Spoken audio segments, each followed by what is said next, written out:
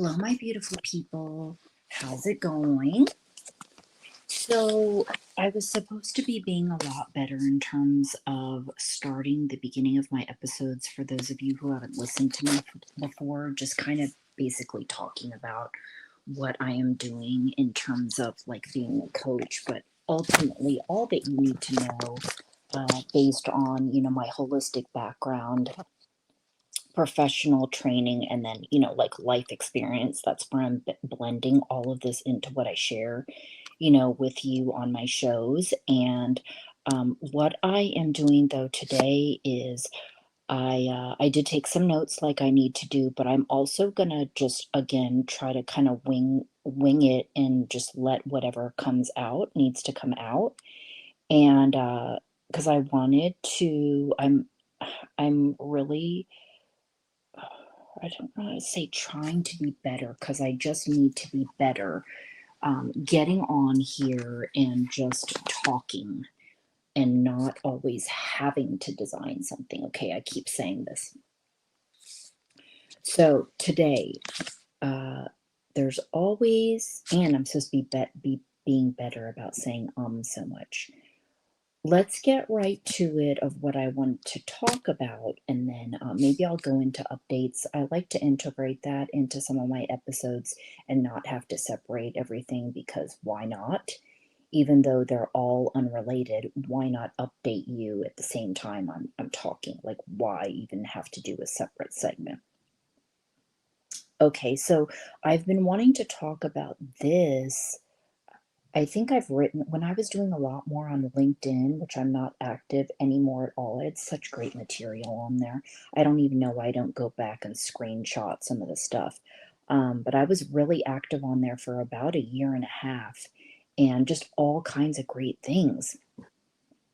What was I going to say in regards to that? Okay, being active on LinkedIn, talking about it. Oh, so sometimes I'll be like, did I talk about that already? Did I post on that? And sometimes I'll just get on something in my head where I'm like, okay, I really need to talk about this more than one paragraph or one segment of an episode. Like, I really need to talk about it more in depth. And that is one of those topics is talking about actually giving props, for lack of a better word, or compliments to our younger generation of people, to include my daughter, but I'm not going to talk about her so much today because there's also, privacy aspects of different things and other people around me. Just because I'm not saying their name, I don't want to divulge people's business that don't want to be talked about. And so, in general, unless they let me, I will say their name. Or I know my sister has agreed, depending on what we're talking about, for me to talk about her and have her on my show maybe one day. So she is my daughter's 20, or my sister's 24. I may talk about her a little bit today because she is included in this. And then also I'm starting to work around a lot of other younger people. I've worked with some younger people at the last cafe I was at. And then also I can compare my nieces, who I think the youngest is 20. I think she's going to be 20 or 21. And then my daughter is going to be 18 this year. So I feel like the young people aren't given very much credit, basically talking about how evolved they are, which, right, like a part of the reason that they are so evolved is from the internet.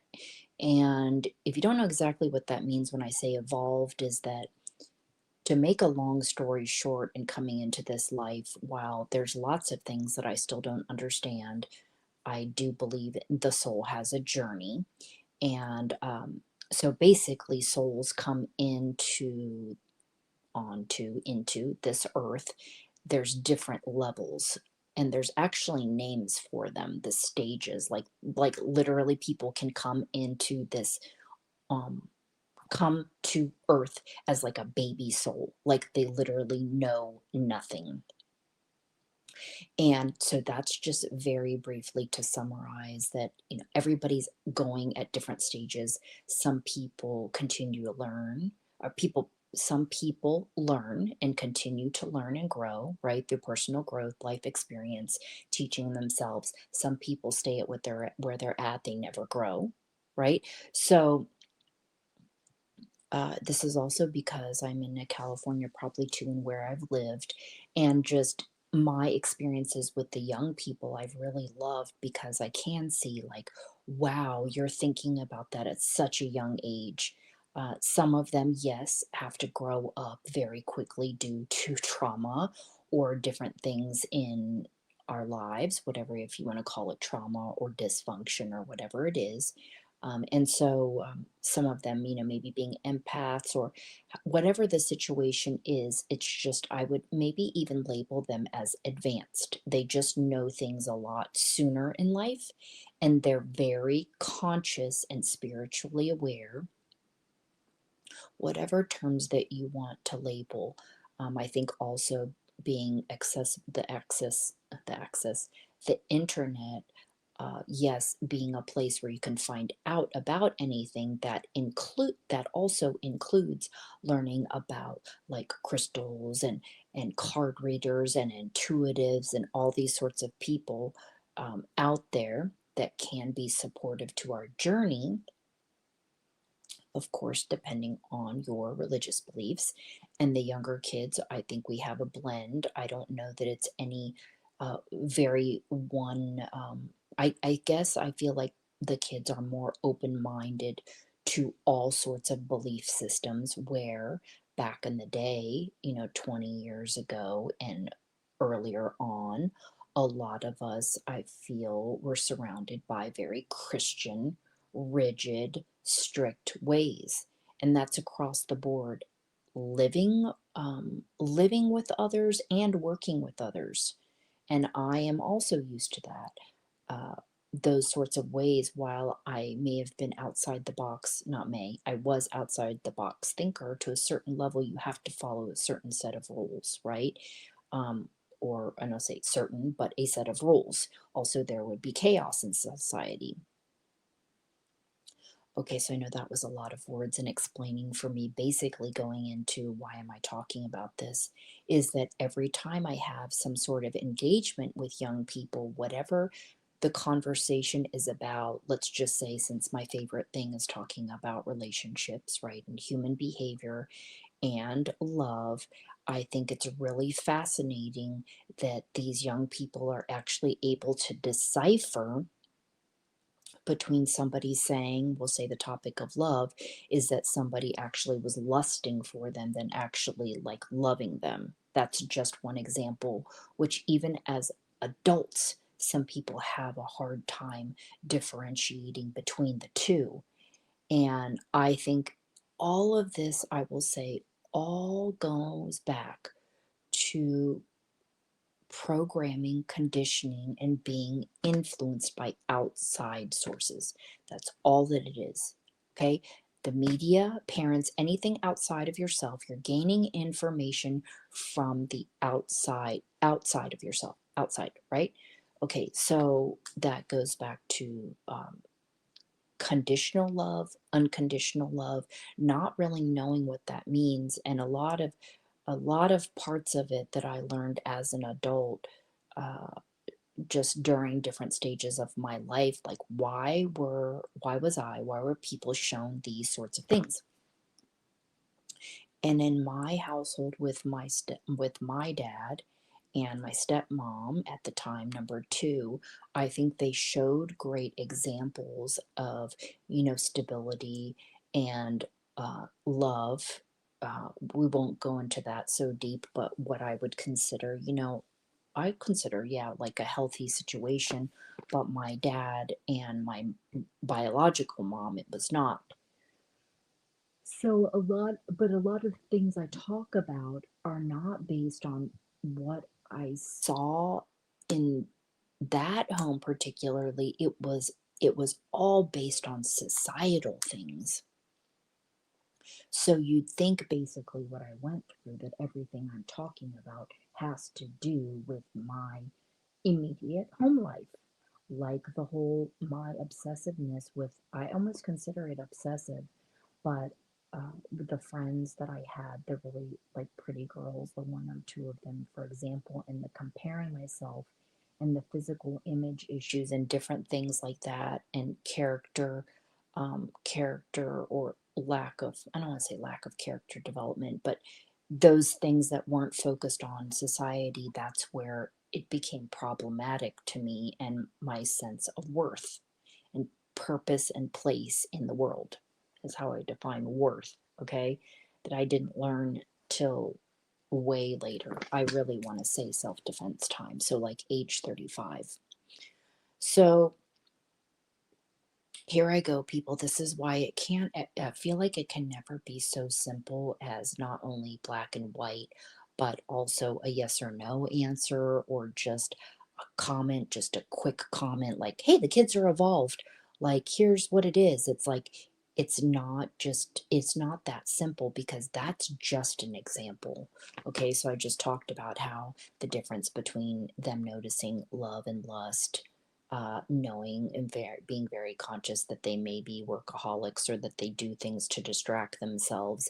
Maybe, again, like a lot of adults, distract themselves to not deal with themselves, which I've never really related to that, because I must have somehow got so intrigued with learning about myself from a young age, or who knows if it's a past life thing. I didn't do things to like get away from that. I maybe something happened that I probably just was looking for solutions outside of the madness of culture and anger, and so I was trying to understand people is really probably how it started. And all of my activism and things like that, having those interests from such a young age. If you haven't heard me talk about before, just learning things about government and society and things they do for power and money. And it started with like eating Doritos. That sounds so funny.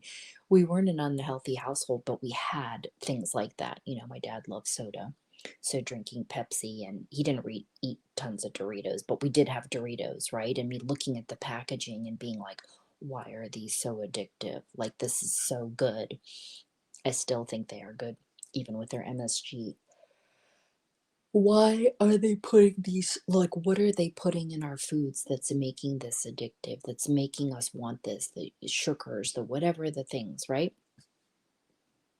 And so that was just a natural reaction. Maybe people not paying attention during that time, not caring. I don't even know anymore, trying to figure it out. But now I'm starting to get off track. Okay, about them becoming evolved, being more conscious of their actions, um, the lust and the love, the there's so many other examples that I could give you relationship wise. There are still a lot that want to get married right away. There also are a lot that are just like, no, I don't want that. Why would I want to be in a relationship and live with somebody and pretend to be happy all the time and have to listen to them telling me, how to eat or whatever it is, right? I don't know, chewing with their mouth open or whatever, whatever it is. Uh, what else? Mm, all the things that make me laugh because they're so true is that I totally agree and see the benefits of still being committed to a relationship, but whatever commitment is to you, right? Committed relationship, dedication to that person, but not living together, so you can have your own two spaces. You could be on the same property, right? And each having your own space, doing your own thing, having healthy distance, all of those sorts of things. And they already see it at their age, because there is a lot. I don't care who you are, how great of a couple dynamics that you are together. We're going to get on each other's nerves. And um, both people, I think, are entitled to freedoms. Of course, still respecting the situation, but basically be able to live the life that you want and not feel controlled that you cannot do that. Okay? So Okay, so what other ways, like I was gonna say, okay, the love and lust topic, the relationship stuff, um, even asking around. So because the kids are more evolved, I like to ask them, like, so what do you think of, or what do you think is like the traditional, they might label it as American dream, but we'll just say the traditional concept, like that you're surrounded by, like, how do you think, like, what are you observing about culture and adults and like how they live? And have talked to people that have been like, okay, it's definitely the man and woman married with the two kids, with a golden retriever, a picket fence, the soccer mom van, and oh, the vacations on yachts. So I think that's an association with just thinking that they are rich, right? And there are still movies that come out with the depiction of that scene as well. If you have not seen the movie yet, people, go back and watch it. It's called American Beauty.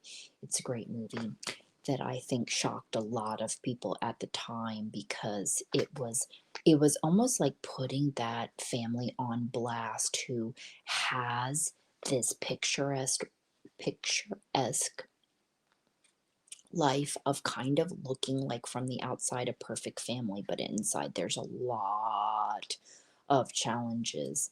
And I can't remember who directed that, if they went on to make more movies, but I think it caused a lot of ruckus. But I think it also got a lot of awards. I'm not really sure. I don't remember. Maybe Academy Awards, because I think it was also really well done. But that definitely speaks some truth in there of a lot of families. So, actually, that was really a lot to say for this episode because I added a lot of background information. But really, again, I just wanted to compliment them. And it really is, I think, a great thing to become more aware of these things early in life. That in some ways, these kids are not going to have to go through these situations in order to learn from them. Yes, they're going to have their own lessons, but they're very, definitely very aware, very conscious. Uh, and I'm glad to hear this. Like I said, as young as it could be 17 or up to, we'll just say, even 25. A lot of them sometimes too, uh, they they're just all acting like they're basically 40. And my sister is the same way as well. Uh, but her even when I do talk to them that are more evolved, I see other areas where they still need to grow, especially, not need to, but I feel like, okay, where they're evolved in this area, then in this other area, or specifically if it comes to love, they need to get into more situations because then they may have a very different perspective, along with realizing, I was telling my sister, there's also phases that we go through in life, and I think you don't always expect that. So, what maybe she would have thought, right? She was going to say, oh, I'm never going to get married, I'm not going to have kids. But then now you meet somebody, and now you're changing your mind, right, lady? So, that cracks me up. So, that is an example of a phase right there. So I'm going to go ahead and end this episode, and maybe, hopefully, you saw some value in it. If anything, like I said, maybe you don't talk to very young people, you're not to very many young people, you're not exposed to them. I think it's actually very refreshing for me to see that, since apparently a part of my path to my own, sometimes I want to say, suffering and detriment, is that wanting to help evolve pop culture or just mainstream culture in general.